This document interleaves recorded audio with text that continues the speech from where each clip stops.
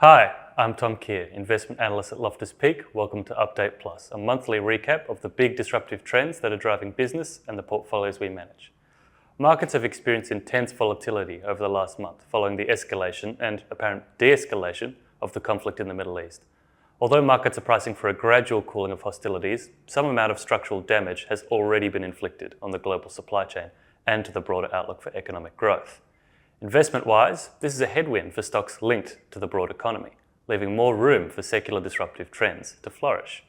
Within disruption, electrification is top of mind as the technology that can mitigate against energy disruption in the future. Since Loftus Peak's inception, we have been proponents of investing in electrification. And today, the electrification of the economy is being championed by mainly Chinese companies. In our most recent insight, we discussed the position of these companies in relation to their dominance in electric vehicles.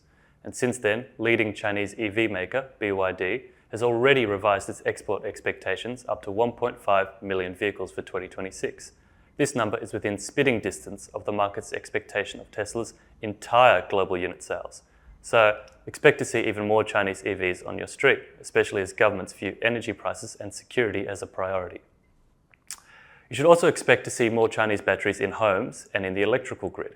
Iran and Qatar together sit on almost 1/3 of global natural gas reserves. Obstructing the movement of this energy jeopardizes gas-reliant manufacturing economies. Now, renewables are the necessary strategic pivot. However, unlike cars, which can be selectively charged when the sun is shining or the wind is blowing, large-scale industry requires consistency. To achieve this, the grid needs more batteries for energy storage. Households can also use batteries to mitigate the domestic energy costs against the grid, which seems increasingly volatile. The same companies that dominate the EV market lead in energy storage. CATL is the world's #1 vendor of batteries and energy storage system battery cells. So long as the world's energy remains strategically vulnerable, the investment opportunities to mitigate it remain in play. EV penetration and grid electrification are still in their nascent stages.